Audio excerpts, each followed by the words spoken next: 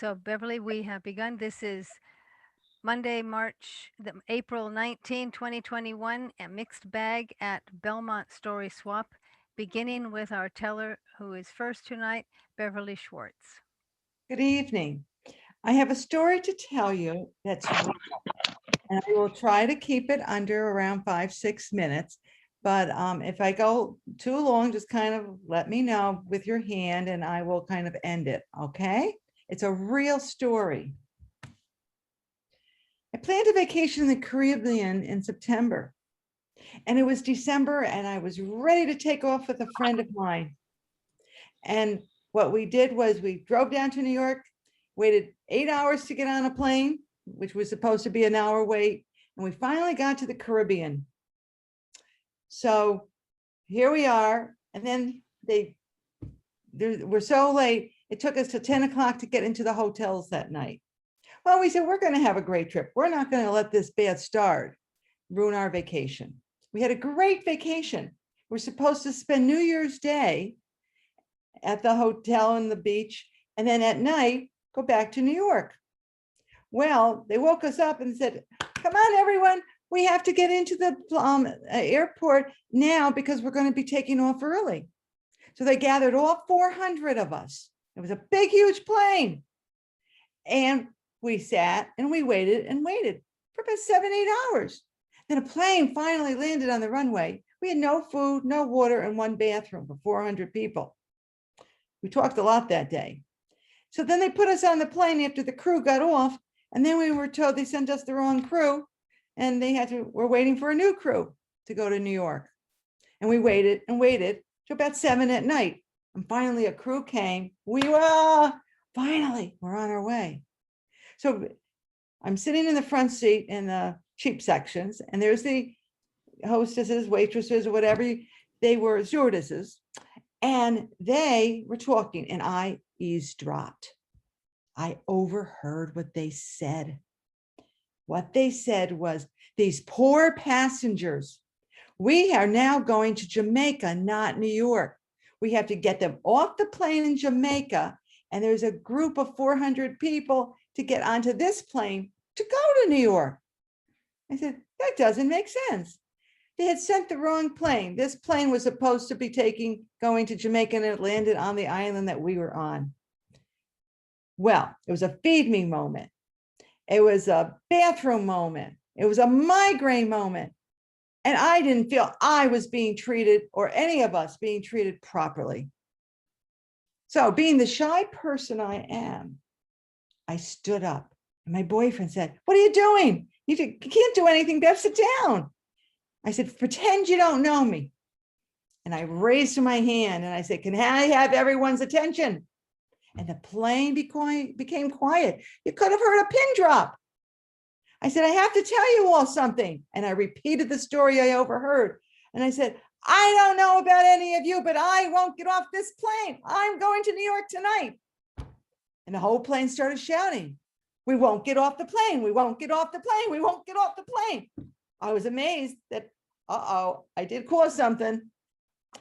So the pilot's assistant came out, and he was standing behind me, and I kind of felt like, and I looked, and there he was, and he looked in my eyes, I looked in his eyes, and the plane became quiet again. They were waiting to see the confrontation we were going to have. So he picked up the microphone. I later was told I could have been arrested if I had tried to use the microphone. That was against the law for a passenger to do that, take over the plane. This was in the mid-70s. And he says, well, I have to admit she's right. We're going to ask you to volunteer when we get to Jamaica and stay until tomorrow till we can get you a plane to go to New York. I wasn't going to wait 2 days to go to New York. He said, when we get there, we'll ask who wants to volunteer. So we landed in Jamaica. There was an ambulance that was on the runway. There was a fire truck that was on the runway. And there was a lot of police with red lights going all over the place. They were ready for action for this hostile plane takeover. The police come on, they're looking at me. They say, talk to the pilot. And then the pilot himself gets on the loudspeaker and says, ladies and gentlemen, we need volunteers to get off this plane, to get people on Jamaica a chance to get to New York tonight. 5 people from the far back of the plane volunteered. And as they walked out, we went boo. The whole plane was booing them. So there we stood.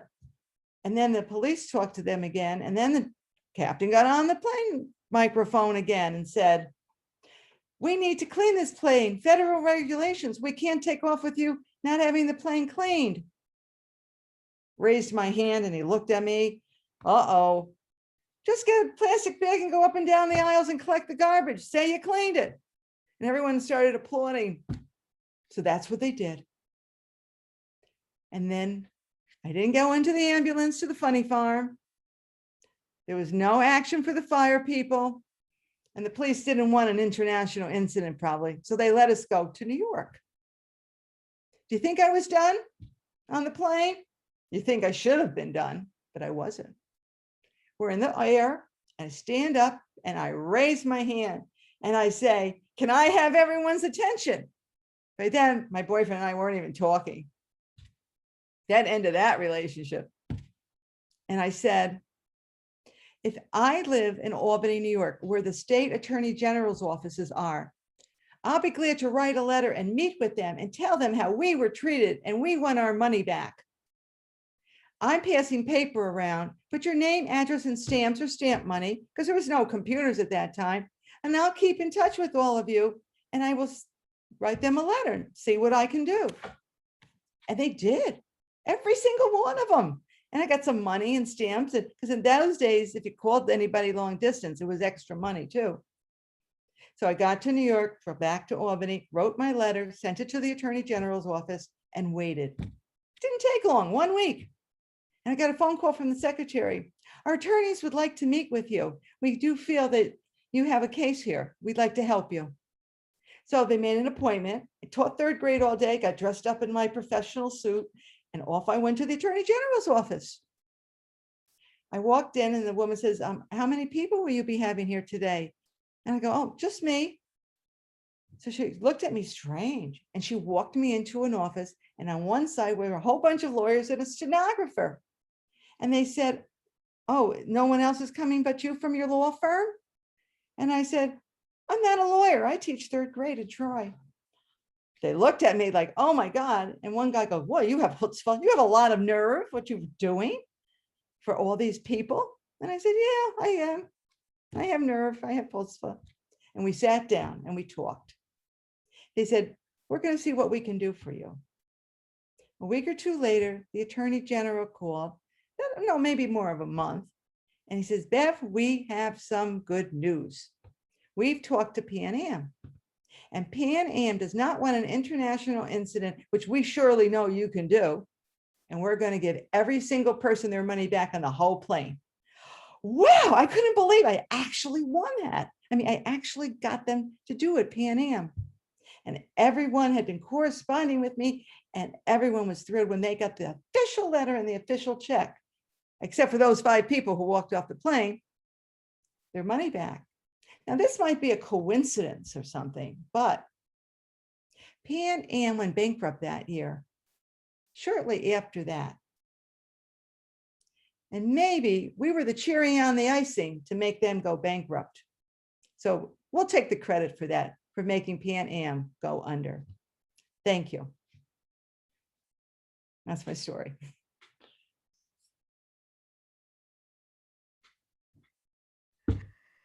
Thank you, Beverly. That began as the most real story, and it just got better, as in more unreal. But then once you became the sole protagonist, which you started off being, I just didn't realize the affect of Beverly Schwartz. And you know what happened then? The newspapers and TVs got hold of it. And I wrote a little travel booklet called Travel Troubleshooters. And I put all the federal, state, and local agencies that people can talk to, because I had to go to the library to do research on this. that if they had any type of travel problem, who to call and how to try to help them solve it. And then I went up and down the East Coast and did radio shows talking about my pamphlet that they could get. Wow, Beverly, you got wings.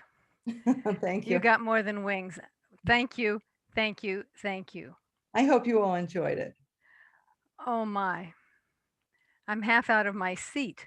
Well, let me know through your chat comments. I'm going to a swamp. They have like 10 people. And then the winners of each month get together for a final swamp at the end of the year. And this is the story I'm going to be telling tomorrow night there. Well, the 5 people could use a few different verbs. I can't rewrite it now, but I got a little lost when they became bad guys. But if you could just use more to and from, or more Jamaicas and Albanese or something, that would give geographical tether. I have no other improvements, my gosh. Thank you. And others might be chatting you, I don't know. Oh, no, I love hearing what people have to say because I can only improve by your comments. Otherwise, I don't know how to improve things. So I really appreciate everything that you might write in the chat or want to verbally tell me, because I'm a new storyteller. I only started this is only my second full year. I just started. Wow. Thank you, Beverly. Thank you. Thank you for having me and letting me come all this way from New York. You are ever so welcome. I'll look forward to it again. I hope to see you in March. Okay, I will put it on my calendar. Is it the third Tuesday? Always the Monday and always the third one. Third Monday. Third Okay. Monday. And if I don't have you in my, did you get an email from me? Yes, I did. Oh, good. I got an email from someone. I'll look for you. Maybe SAC. I'll put my email in the chat again, just in case. Thank you. Okay, Thank I you. don't want to hold up anybody else, so Okay, very good. thank you. May is your next meeting, not March. Thank you. Okay, May 1st Monday? No, third Monday. Third Okay. Monday. Thank you. I have it written down.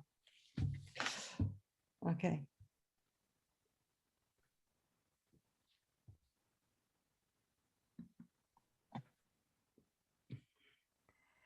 So, okay, Marion Ferrante from Delta Word Weavers. Go, Marion. Hi. This story is about Amy Minnie, and has been written now to go in an anthology that will be out in a book on June 28th. And I'm going to tell it at the historical genre, SAC genre stories on Wednesday night. It will have photos with it. Tonight is my telling. Have you ever wondered if there's really a Bigfoot? The people of Contra Costa in the 1930s wondered, is there a gigantic snake slithering around our fields here? The Fleischacker Zoo wanted to capture it. Mrs. Hornback, she wanted to, well, she did not let her children walk to Antioch Primary. And the businesses downtown, they were losing business because people wouldn't stroll the streets anymore. Oh my goodness. It all started on July 25th, 1934. Anthony Romeo burst into the Antioch newspaper office. I just came down from the old mines, and right in front of me, this huge snake was slithering in front of my car. That made the news. We were a little town at that time. 2 weeks later, 3 fishermen from Martinez, they saw it too, but they saw it in the rivers. They were fishing out at Old River, and they saw this gigantic something or other. They said it was swimming, and then it submerged, and then it surfaced again, and it disappeared out in the tules. The farmer, J. Fujiti from Knightson, he saw something. 3 weeks later, he saw a gigantic white. It was 30 foot long. It was huge. It had black and yellow spots. It was so huge, it scared me. I went in to get a shotgun and help, but when I came back, I only saw the laying down tules leading to Jersey Ferry. Anthony wanted to know more about what could this creature be, and he wrote a letter to the Fleischacker Zoo. George Bastani answered him right away. Say, Anthony, you know, there's no native snakes that live in your county at all, none that huge. But I remember that some 14 years ago, a python escaped from the traveling circus that was at Antioch. Do you remember that? They called her Minnie. Yeah, I was young then. My parents called her Minnie, and but I didn't remember any capture. Well, after that, Amy and Minnie were two of the different names that were named to her, so she was called Amy Minnie after that. The fear was fierce. People were afraid to go out or do anything. And then Mr. Lorenzetti, Farmer Lorenzetti from Knightson, he came before the Board of Supervisors. Something's got to be done. Why, I saw last week this huge snake, and it was multicolored, and it had teeth and fangs, and I've got children. You've got to do something. The Board of Supervisors considered forming a official snake district, but what do they know about capturing reptiles? They referred it to the district attorney. The citizen said, in action on the part of this body that need to protect us, our citizens. Mr. Bastani of the Fleischacker Zoo, he had received so many reports of snakes from all over Central California, really, and Northern, but he decided the reports from Contra Costa were really the most valid. Why snakes could live, yeah, for sure, up in those mines and disappear down there and eat rodents and who knows what else. Come down to the river, have goose eggs and water and swim around. It could happen. So he decided to come out. He brought two big game hunters with him, and they searched the Knightson area, they searched the San Joaquin riverbanks, and they searched up at the old abandoned Summersville abandoned mines up there in our hills. They looked for evidence, snake skins, snake feces. Oh, it's very distinctive. And they looked for nests, but the public and the journalists, they had trampled the fields. You could never find that. Hardly any more trails left. Didn't find any evidence. So they returned to San Francisco. Inconclusive was his report. So the fears died down. Well, for 1 month, they died down. And then there was a smattering of more reports. They were quite similar. There was one on Hillcrest at the railroad track, on Wilbur Avenue, running parallel to San Joaquin River, up at the abandoned coal mines again, at Empire Mine Road. The reports were that a person was in with their friends in the car at dusk, and they're driving down the road, and all of a sudden their headlights would capture a snake, a reptile, huge, just going, slithering across the road, and they would go out, turn around and come back, but by the time they came back, they couldn't find it anywhere, not head nor tail. There were so many reports like that, and the fears were raised again. Finally, the Chamber of Commerce, Dean Marvin, he said, enough. I have a plan. Next person who has a sighting of Amy Minnie is to report to me. I have arranged with Jay Blowers. He's the big game hunter. He's on call for me, and he's going to capture this snake. We have 25 volunteers who are willing to come and help with the capture. Fire Chief Stam has agreed that when there's a sighting, He will sound the fire siren, the volunteer fire siren, 3 short blasts to 1 minute apart. That will be the signal for the volunteers to meet me at the city hall. And no one is to bring a firearm. Only Jay Blowers will bring a gas gun. He plans on capturing it alive because he's on a percentage basis working for us. He thinks, why, if he captures it alive, it'll be worth $300. But if it's dead, maybe $50 for the skin. He wants to capture it and get his money's worth. So the people waited, well, a week. And then all of a sudden they heard that special siren, 3 short blasts, 1 minute apart. You know, not just the volunteers went to City Hall, the entire citizenry, well, almost, went to City Hall, and they found out the sighting was indeed up at the old abandoned mines. They're still there. The old abandoned mines, that's the place. So people clamored into their trucks, their tractors, their jalopies, and went up the roads, up this narrow road to the Summersville mines. The volunteers were let through, but the police chief said to the citizens, halt, you must stay back this 200 feet for your own safety. The citizens peered through the darkness. They listened. They could hear wrestling. They saw flashlights. Oh my gosh, they heard the gas gun. Oh, they looked through and they saw men wrestling something in the dusk, the dim light. They were wrestling something up into a big box that was lashed to the back of a flatbed truck. And then the police chief, he said, I've talked on my CB to the captors. They say they've captured Amy Minnie.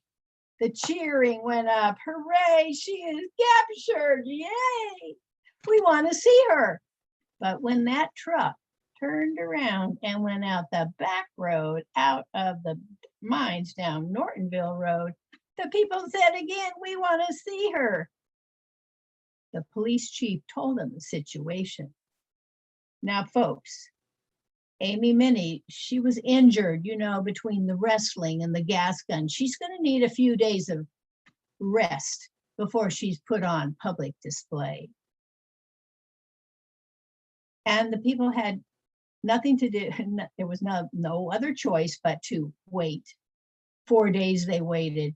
And then there was an announcement on Friday, November 16th, 1934, in the Antioch Ledger paper.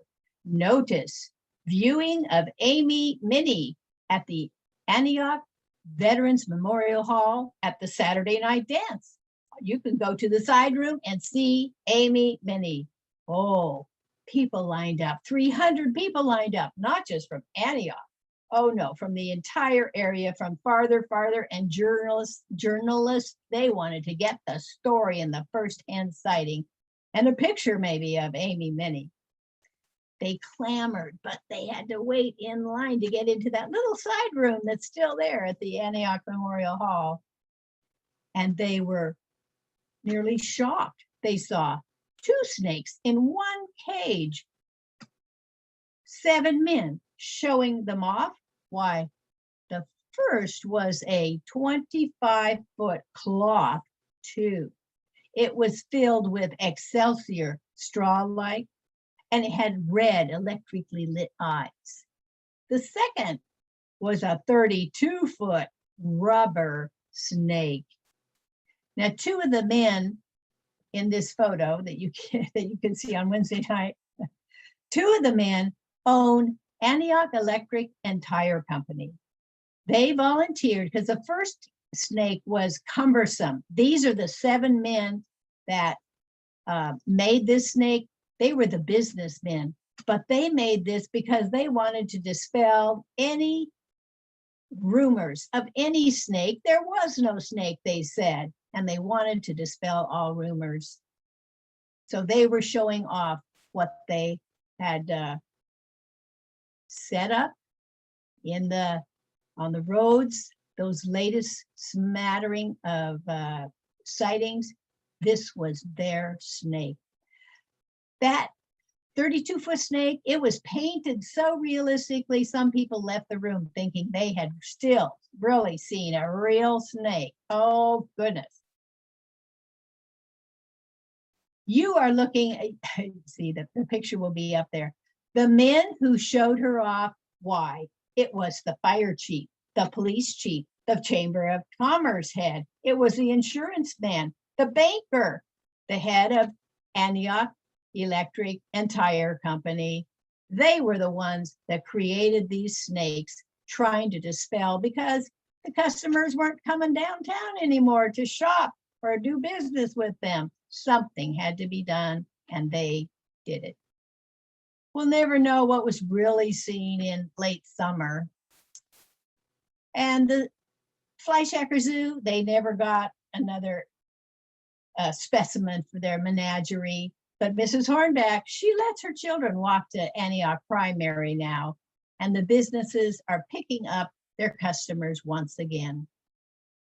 Why, just this morning, and this is true, this morning we walked up into a park right close to our house. We saw a snake, except it was maybe, 12 inches. It was maybe 12 inches long.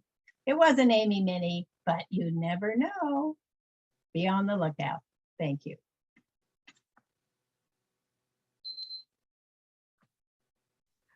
Thank you, Marion. Amy Minnie has come back. She's You back. have done a good job on that. Oh my word. She's back for the historical Oh SAC my stories on Wednesday night. So come Wednesday night to SAC genre. You know I would if I could. You can look at the recording I later. can, and I will. Thank you. Oh my word. I'm especially Any glad that you've feedback, added. I'll also take feedback like Beverly. Yeah. I never saw the picture. Did they hold it up or something? No, Oh, see, my head is in the middle of preparing for Wednesday night when I will have some photographs. okay. So my verbiage is half prepared for them, and this is my practice time. So I had to quickly recover and say, oh, no, they're not there. But the 7 men, for instance, I'd say, oh, the 7 men. I have a photo of the original 7 men who created Amy Minnie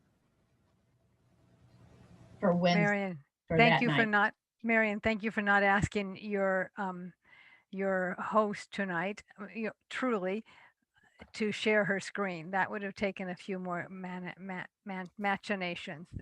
So, No, I've got it arranged for Wednesday night. okay. If others have comments in their quick, otherwise chat room, Yeah. I'll and read we them. can, I thought, I really like the way she presented it with her body language on Zoom, because Zoom is hard to do a story that you can really move around a lot. So she used a lot of facial expressions in her head, and she brought her hands in, right, like that. And I saw this English woman from England, and she did a story, and she said, I'm going to bring you into the castle. Like, I'm going to bring you into the forest. And she went right, she brought her face right there. I'm going to bring you. And then now we're going to be coming out. And I've been watching everyone's hand movements and body movements on Zoom. And you did an excellent job, because you were just not staring and talking. You were really into the body part of the story. And that A+ as a teacher. Thank you. You're welcome. extra credit, Marion. And Beverly, those are very succinct, vivid tips. I learned a lot I get a lot from hearing and seeing how everyone's doing it. And I try to take everyone's good parts and think about them for my stories, because on Zoom, there's no class to how to talk on Zoom. Yeah. Rehearsing tonight my story for the genre series this coming Wednesday night. And I will have to give a content warning. My story does contain, it's a true story, and it contains acts of violence, racial violence, as well as one use of the N word.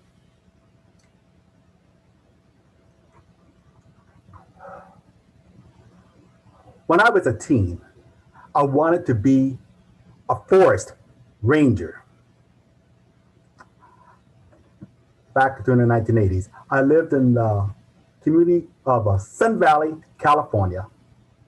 That's located in the city of Los Angeles, in the northeast corner of the San Fernando Valley. In fact, the apartment complex where I lived abutted one of the first foothills of the Verdugo Hills Mountain. I could literally go out the door and climb up a mountain where I can look at the plants and animals. I had nature right at my feet, just a stone's throw away. And very often, various neighborhood kids and I would go hiking up in the mountain. But there are some places where black and brown boys of color would not go to. I would suggest, hey, gang, how about we head up to Ebby Creek? And they would say, nah, not Ebby Creek. There's some rednecks up there. Well then, how about we go hiking up in Latuna Canyon? Nah, not Latuna Canyon. There's some white supremacists up there too. Darn. Well, how about we go hiking up Little Tahunga Creek? Nah, not Little Tahunga Creek. There are clans up there, a whole bunch of them. Darn. I just wanted to go and have fun. I felt that as long as I wasn't doing anything illegal, I was free to go wherever I wanted. Well, unfortunately, all the black and brown boys begged off and refused to go hiking to the places I wanted to hike, except for one young guy named Greg. He was a Central American. He said, well, how about we go hiking up at Big Tahunga Creek? I'm thinking, yes, Big Tahunga Creek. It's very wide, it's out in the open. We'll definitely be safe there going hiking up Big Tahunga Creek. Unbeknownst to us at the time, in the vicinity of Big Tahunga Creek, there used to be an indigenous village of the Fernandino Tatambiam Band of Mission Indians. And they had named this village Mazunga, which means in their tongue, the shooting place. We got up early the next morning and we headed out to a Big Tahunga Creek right after it feeds into the Hanson Dam. And we started hiking along the creek. We were wearing our camouflage and we had our provisions of water and canned foods with us, and we're heading up in Big Tahunga Creek, a wide open expanse of a wash where all the silt and soils and rock would come washing down from the Big Tahunga Canyon. And we were walking and hiking up Big Tahunga Creek when all of a sudden we saw a group of young white boys hiking downstream. And when they saw us, they froze. And we froze like gunslingers at the OK Corral. And there was this intense hatred, anger, and disgust on their faces, as if our black and brown presence had soiled the land. And they began to shout out, "What's that nigger doing here?" And we knew that we had encountered the very same people we had hoped to avoid. Perhaps then we should have turned back, but they were heading in that direction. We didn't want them behind us. So we fled, cutting into the brush as they continued to shout epithets at us, at me, and we hid in the bushes while they passed. We resumed our hike, going parallel to the creek for a time, and then we came back to the creek and we started having lunch. We heard a group of people coming up the stream with dogs, big dogs. And I looked and I saw that there are white people with big, giant, like Rottweilers or Dobies. And I shouted to my friend, Greg, come on, we got to get out of here. And he grabbed his can of beans off the fire and we hid in the bushes again. And it occurred to me that this is unbelievable. Here I am in Los Angeles in 1984, and I am running and hiding from people I think are white supremacists. And I felt like I was a runaway slave, fleeing from slave catchers back before the Civil War. We were paranoid at this point, and we avoided hiking along the stream because too many people hike along the stream, and we didn't want to encounter the wrong people. We also avoided hiking along the trails because there were too many people on the trails. And I was thinking, what did my ancestors do in a situation like this? And we resolved to dodge from bush to bush, rock to rock, as we made our way slowly up Tahunga Creek. And my friend, he became essentially my Harriet Tubman, smuggling me into a dangerous region where we were not wanted as young people of color. And by and by, we passed under the 210 freeway, then under the Foothill freeway. And we reached as far as the edge of the Los Angeles National Forest. And it was getting late in the day, and I looked behind me at the valley, all behind me, on the path that we had just crossed. And I just thought, there's no way that we can return home back that same route. What if we meet those same people again? So I had an idea. How about we cut sideways across the valley to that neighborhood there? I used to go to high school there. We'll go over there, and they have a bus line there. So we cut across the valley, feeling very nervous whenever we saw people on the road pass by, because we thought we'd be shot. So we arrived at this neighborhood, a neighborhood that never wanted people of color there. They had protested vociferously against school desegregation. And now I was back in the same neighborhood where the police would stop me on the street and ask, what are you doing in this neighborhood? It was the same neighborhood where shopkeepers held me up at gunpoint and accused me, if you steal any of my records, I'll shoot you.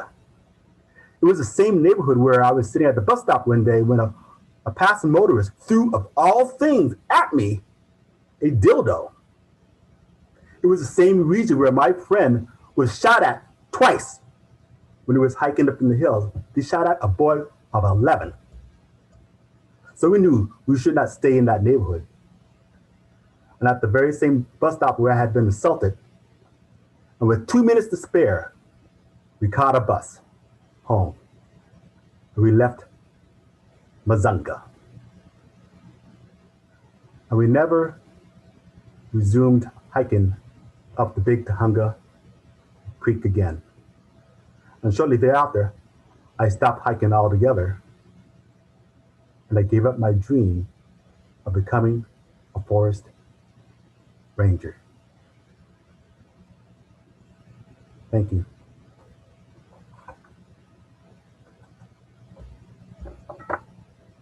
Thank you, Andre. My word. I hope I wasn't supposed to time that. I didn't. No, I did that Thank myself. you. I got the clock here. Very good. Thank you. There, others might have a comment. I have one. I'll ask anyone else if there was something that that story gave me everything I didn't want to need to That's know. right. Now I do. There was one thing it didn't give me, but I won't bring it up unless well, okay, I'll just tell you. I want the fire to go out, or I want you to dispatch that can of beans so that I'm not distracted by the fire that it came from. Okay.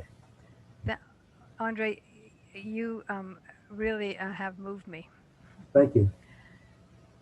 So thank you for sharing. You're welcome. Thank you very much. Yes, stories, because you are educating me. Because yeah, I freely hike, and I don't really have any thoughts that somebody else, and I have thought when I hike, even now, there's not very many people of other races that are Mhm. in our regional parks. That's true. It's once in a while, but I think, well, how come they're not here? But your story tells me the why. Yep. The why. Yeah. There's issues behind the reservations about why people don't just freely come like I do, like, come on, let's go. But Hmm. you've educated me. Thank you very much. Yes, and we had that last year, that incident of an African American bird watcher in Central Park who called on, who reported that this lady was walking her dog off leash, and she said, "Oh," she called 911, said, "Well, there's a black man threatening me," you know. Oh yeah, He was a bird watcher, you know, yeah. and it could have ended up in a very horrible incident if the police had arrived when he was still there. So it's a very, I think, a tragic story about, at first, like, all my black and brown friends refused to go hiking because they all had all these. I heard rumors they're clans up here, they're white supremacists, and at the end, I became like them. You know, said, "Well, I'm not going up there. I'm not going hiking." And I was looking at my diary entries, and almost all my hikes stopped right after that. And there's sadness because you had to give up a dream. Mm. You would have made a great ranger. I think And when I read my diaries, like, I would have made a great ranger. Yeah, but so that's the sadness in it for me.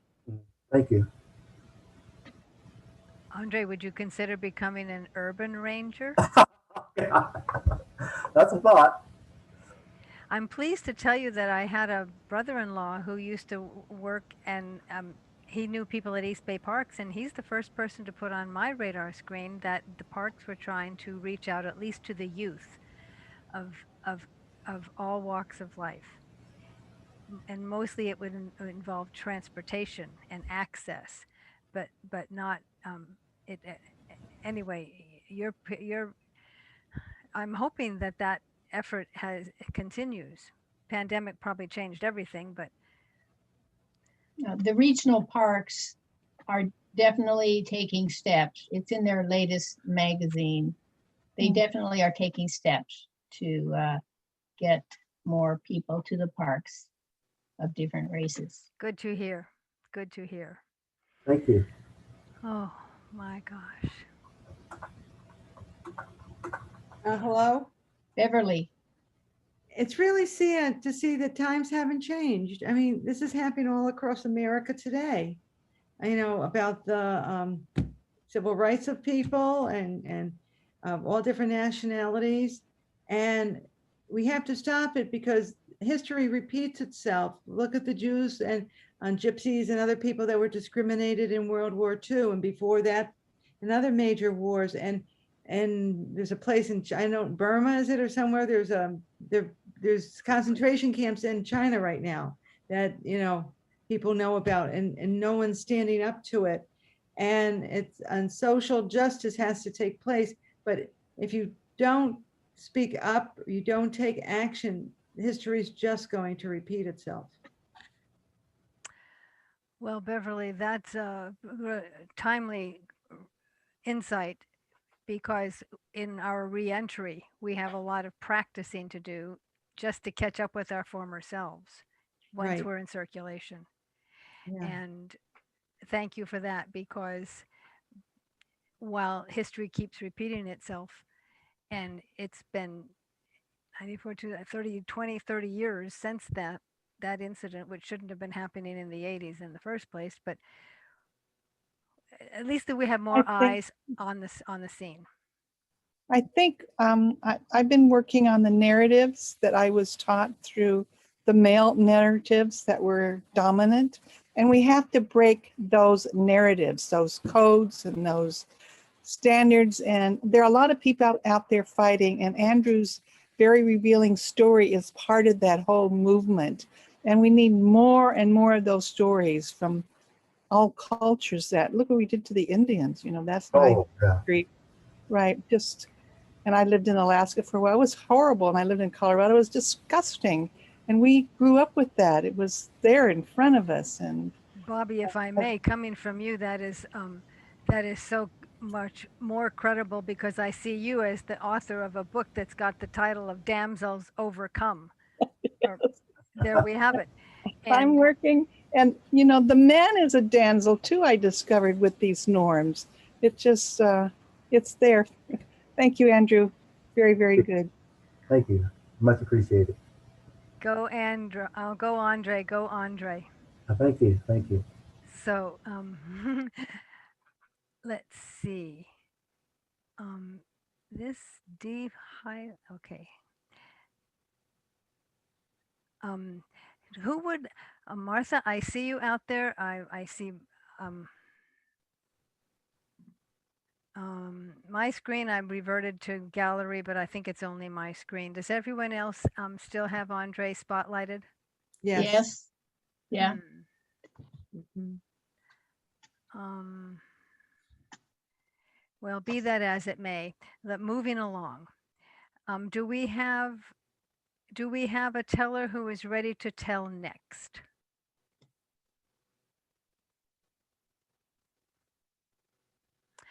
Renu.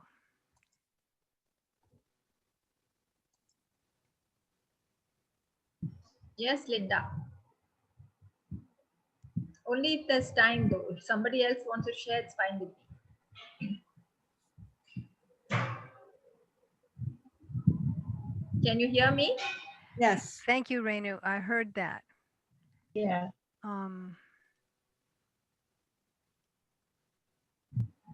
Is there anyone who would like to tell ahead of Renu?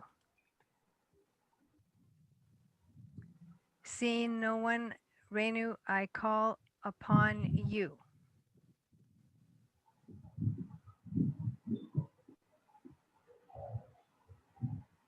Shall I start? Not able to spotlight Linda. It's a little difficult on Zoom. I'm still struggling to, I've been using it. I think you need to go to the three dots on my screen and maybe pin me when I'm not very sure about this.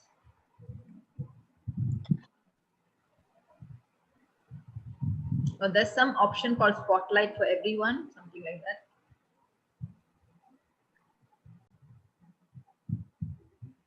Okay.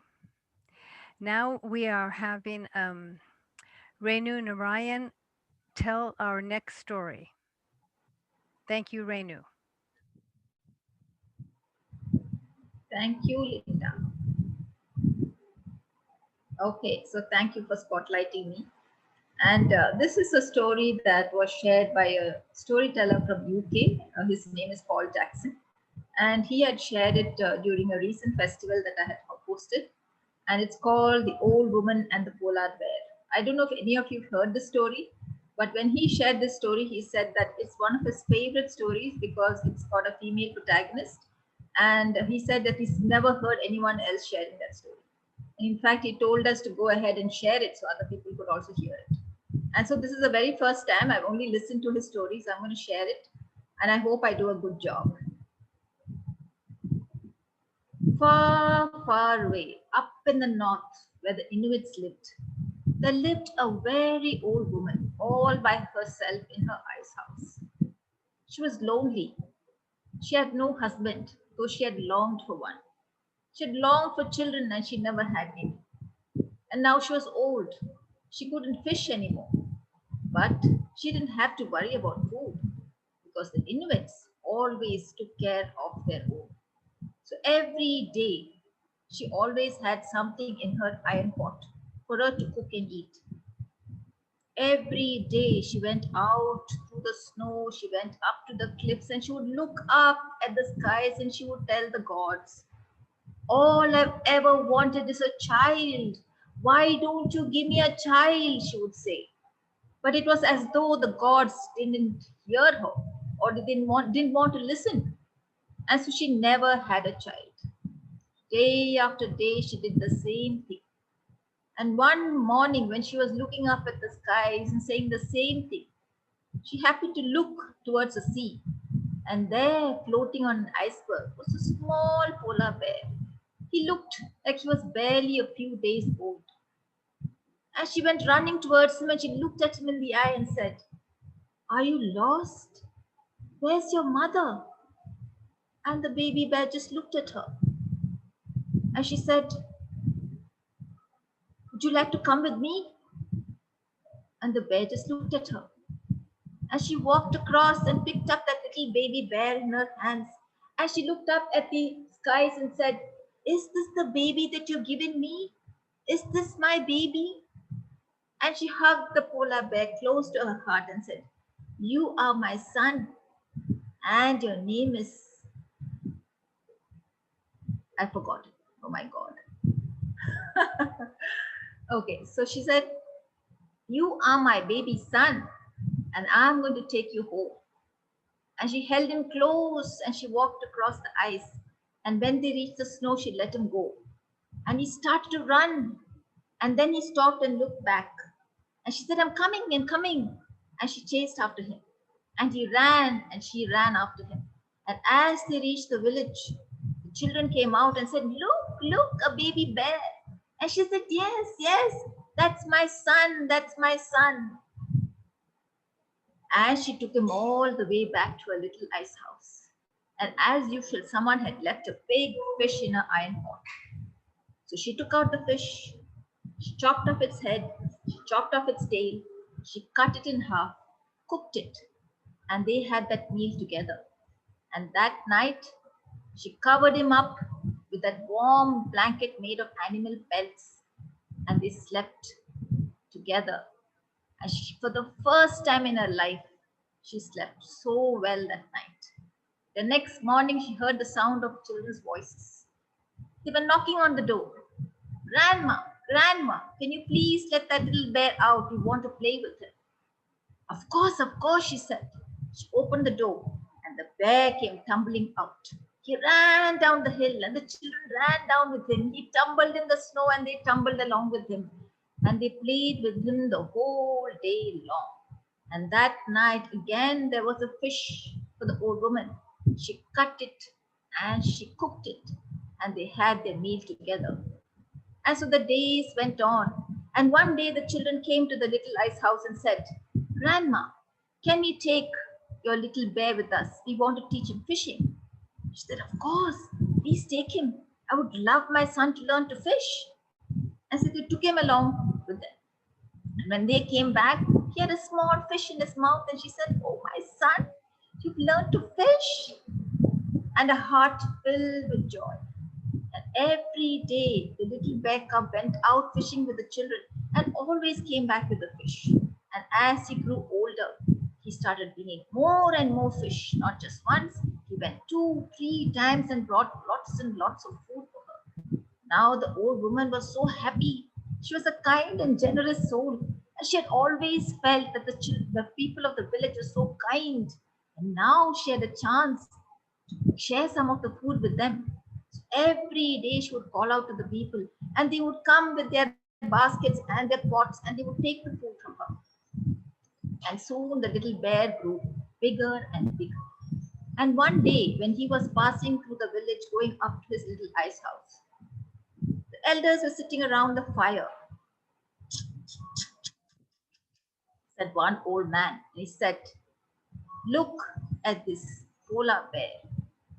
He's not one of us, and yet he's the best hunter, the best fisherman, much better than all our daughters and sons. How can we allow that to happen?" And the other man said, "True, very true. He's a wild animal.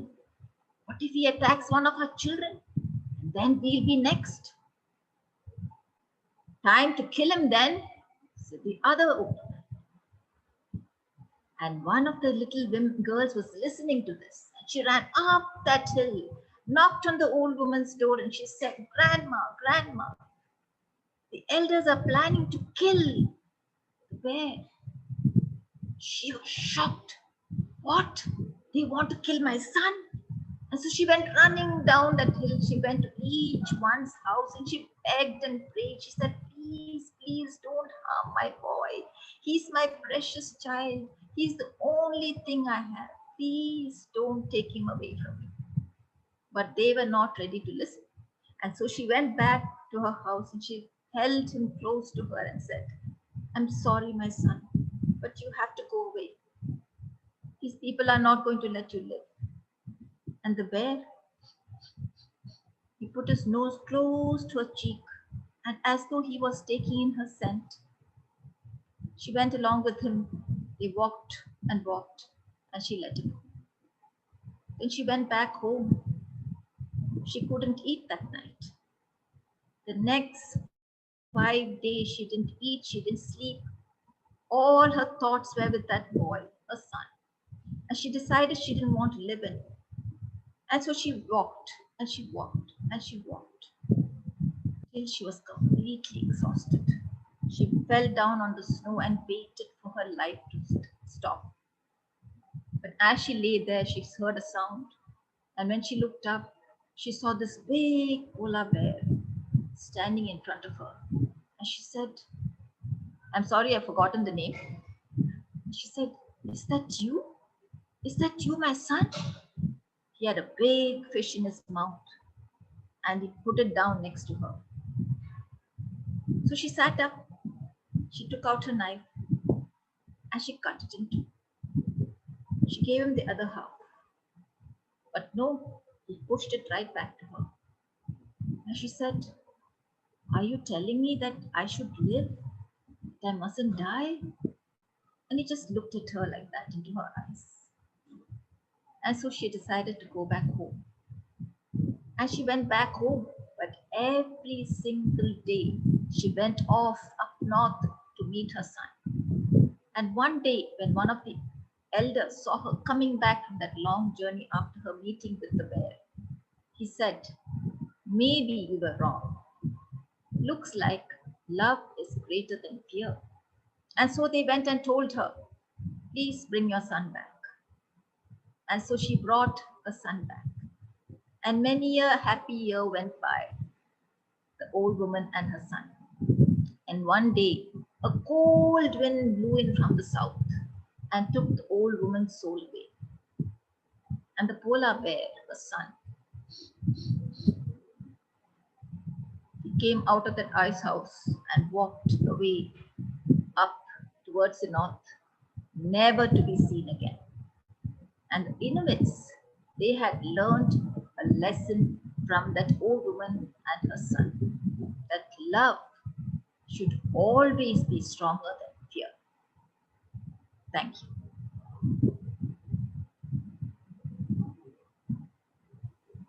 Thank you, Ranu. Oh my. It was fine, even though you didn't remember the name of, but oh my. Tell me again how you heard this before. This is from a storyteller called Paul Jackson. He lives in the UK.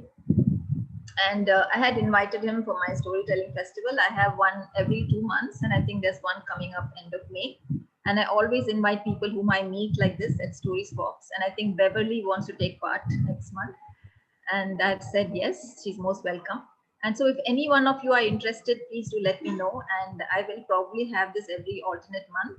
There's one happening end of May, and then there's one in July and September. September, I will be completing 3 years when I started Katha Vriksh, which is my storytelling initiative. And the festival is called Katha Potpourri because I bring in so many storytellers, about 12 of them. And Potpourri because it's a mix, all kinds of stories, and people just come and the 3 months since I started, November, Jan, and March, it's been wonderful because the kind of stories we get to listen, I've never heard them before. And so when Paul said this, that, we should take it forward, we should share it so other people can enjoy the story. I said, why not? And this is just the first time I'm sharing it. So I think that's why I forgot the name of the bear. I've not practiced it. I just thought, let me just come and tell you the story. So the essence of the story is basically that love should always be stronger than fear. And I have believed in that since childhood. And when people used to say, you should be God fearing, God is going to punish you. And I used to say, no, when there is love, where can there be fear? How can there be fear when you love somebody? How can you be scared of them? So I've always believed this. So when I heard the story, I thought, my God, the story is meant for me. And sometimes, the stories you fall in love with, you really, really want to share them. So I didn't practice the story. I knew the story swap was coming up, and I just heard the story maybe end of March. Yeah, and I had no time to practice it. So I thought, anyway, let me just share it because I feel comfortable with you, with this group. So I said, okay, doesn't matter if I make mistakes, I will just share it. Oh, Renu, I'm so glad. And I'm sorry I missed yours. After I met you, I heard about your stories and I didn't make the first one. So I do you think I'm still on your list? I hope I am still on your Yeah, list. why not? Please, I'd love to have all Very of good. you. Very In good. fact, I sent you, I think, the link for you to come as an audience member. I think I sent you the email with the You link. did, and I didn't go. So That's okay. glad I'm I still think on that your the time difference is also there, right? Because when it's 8 p.m. for us here, it is 7:30 a.m. for you there. So it's a little difficult. So like when it's Could you 7 p.m. repeat for you, the time differential? see, it's about 11, I think it's about 11 and a half hours, Linda. Like for you now, it must be about 8:15 in the night. For me, it's 8:48 in the morning. So we are about 11 and a half hours ahead of you. So when it's 8 p.m. for me, normally my festival is at 8 p.m. It will be 7:30 a.m. for you. Thank you. So this festival, you'll let people know when and what day and all that stuff, right? Yes, yes, of And course. if I'm in New York, is it a full day ahead of myself or No, what's no, the no, no. time in New Actually, for York? you, it's nice. Actually, for you, it's a convenient time there because for you, it will be around 10 o'clock in the morning when it's Oh, 8 that's p.m. fine. No problem. Okay. And you'll contact me. I'll wait for it. Okay. Yes. So if any one of you wants to tell a story, please do let me know.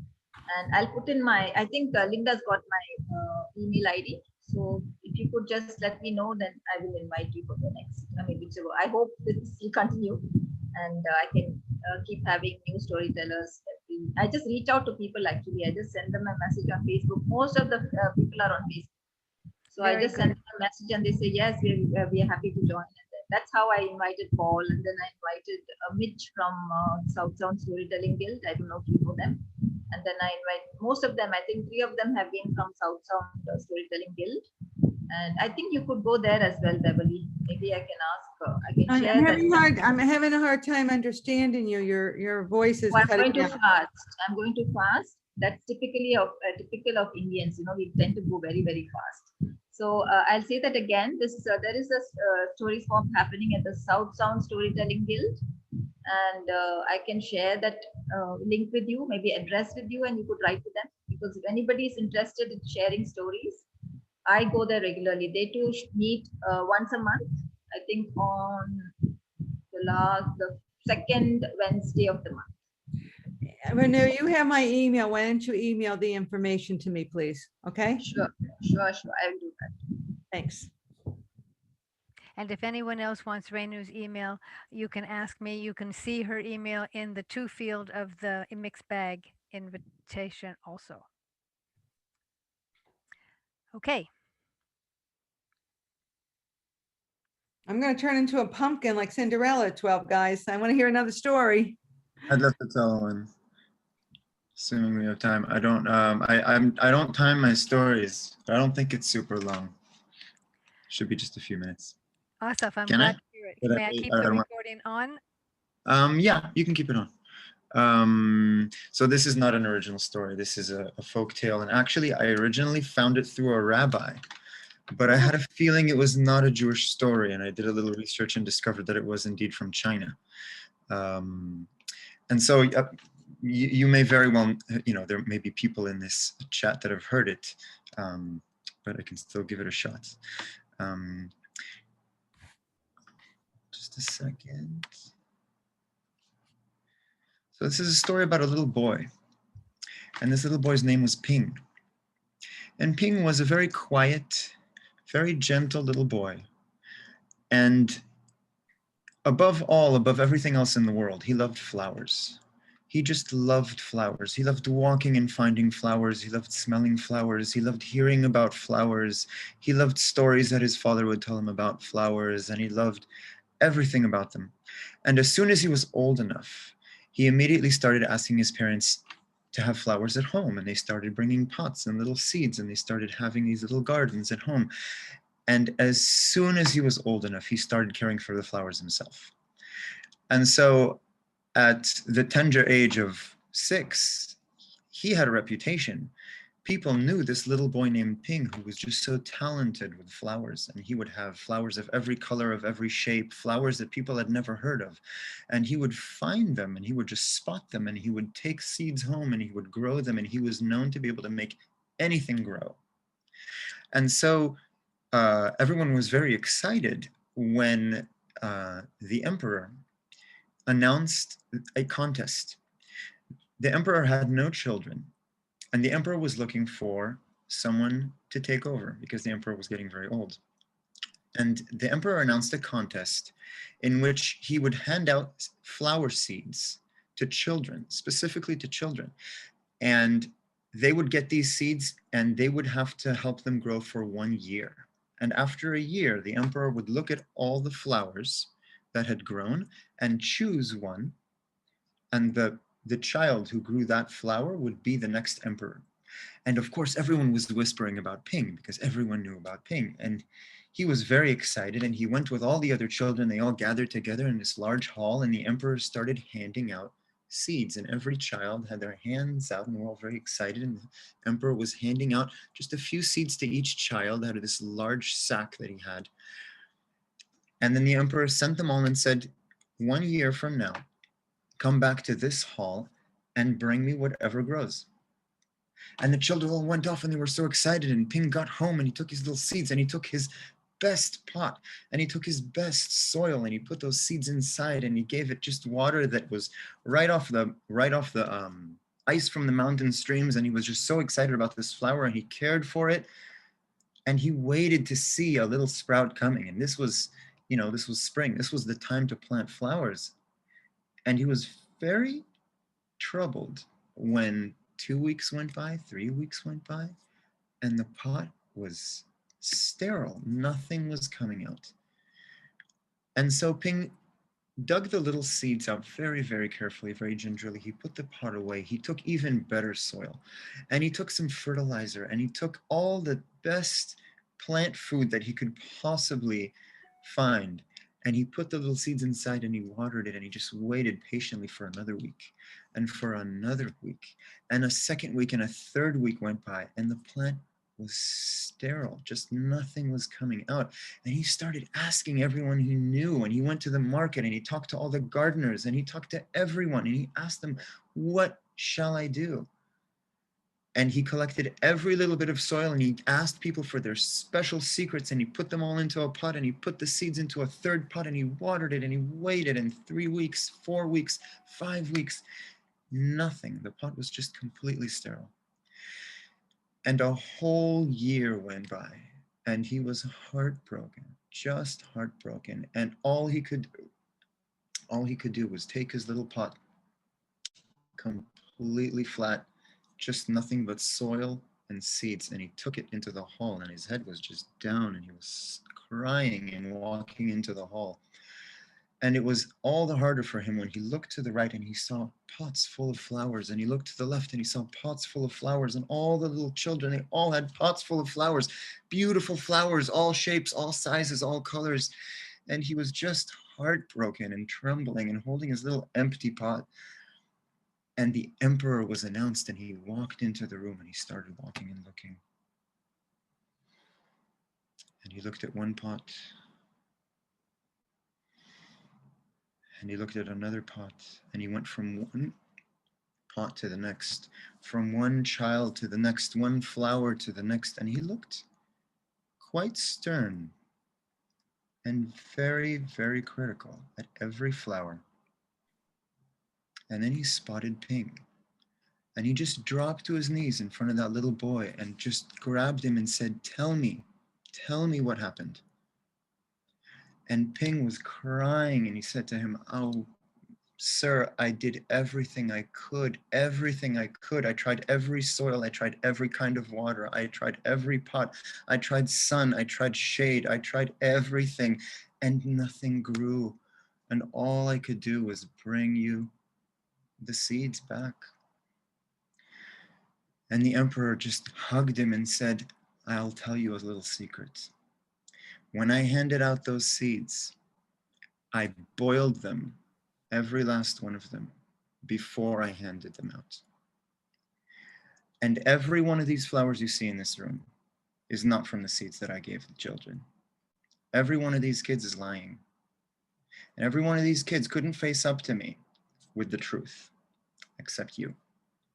And you're going to be the next emperor. And that's the story.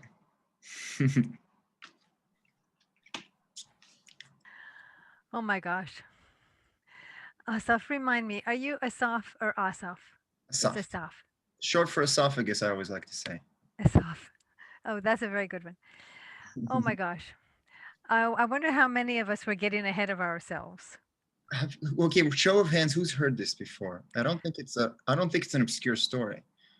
Right. Did you, I think I've heard you tell the story somewhere. No, I've never told. I've told it one time so far, which Where? was the kids at that synagogue where I heard it first. Actually, I found it in a book. But, Asaf, I have heard a version of the story, but I knew a quarter or so, a third of the way in that it was probably going to have a similar content. But yours is so special. It's a very popular story, Asaf, but the way you told it was wonderful. You told it really, really well. Can you hear me? thank you so much. Rainu, did because you hear the one? This story is actually called The Empty Pot. It's called The Empty Pot. And this child, he's very good at gardening and everybody thinks that he's going to win it. But then when he takes that empty pot back, the emperor is very happy and he says, yes, you're going to be the next emperor. So it's a beautiful story and you told it wonderfully well. Thank you.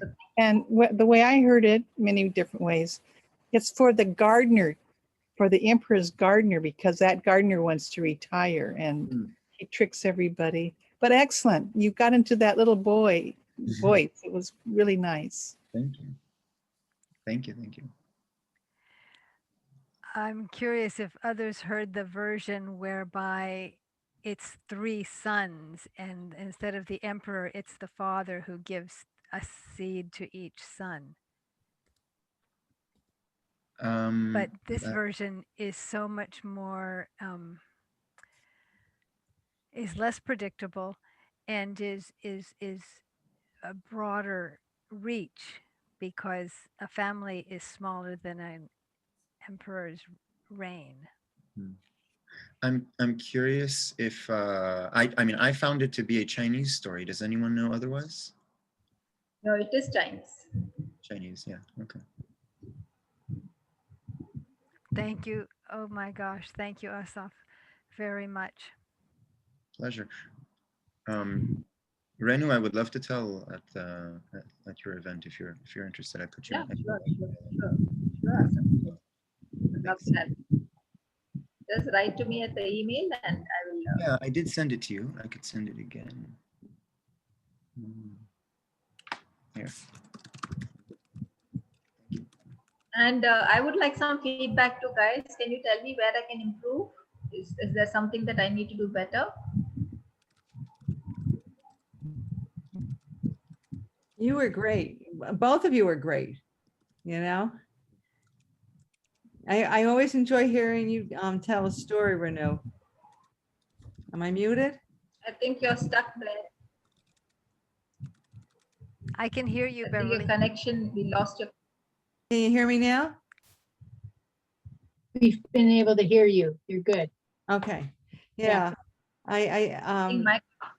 It's so nice to hear stories from other lands, from people that come from that land, you know? And it's interesting. I've heard this garden story somewhere else a couple times, and it's interesting the take everyone puts into their own personality of these stories that people share. Thank you. Such a testament to keep people who are on such a different time zone than we on the West Coast. And so that's a real testament to you tellers. Oh, by the way, I remember the name of the bear. It's Kunik. What is it? Kunik. Kunik. Kuinik. Kunik. Kunik. Kunik. Where is the story Just from? went. Renu, where is the It's an story from? Inuit story. Inuit story? It's an Inuit story. Eskimos, as they're known, but they're actually called Inuits. And yeah, so this story was shared by Paul Jackson. He's based in the UK. And there is this short story is there in the videos. If you go to YouTube, you'll find it. If you ask for the old woman and the polar bear, you'll find it there. But the way Paul Jackson said that story was truly, truly wonderful. He's a wonderful storyteller. So if you look him up, he's on the, I think he's on the website. He's got a website. So you can see him. And I think there are quite a few of his videos as well. You can watch. So a really good storyteller.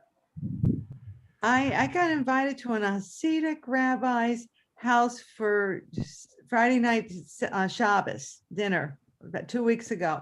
And the rabbi's wife got up, and I've been looking and reading books of Jewish stories and all that.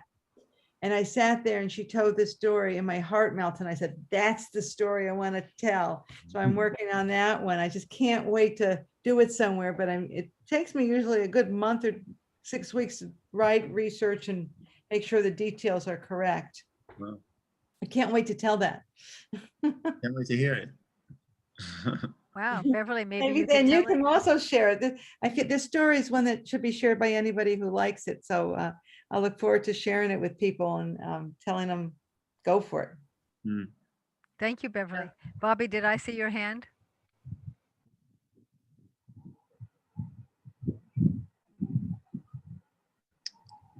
Does anyone else have comments for Renu?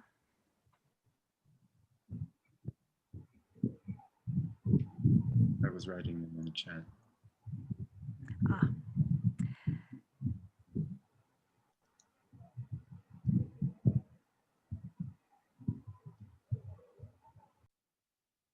There, it's recording now.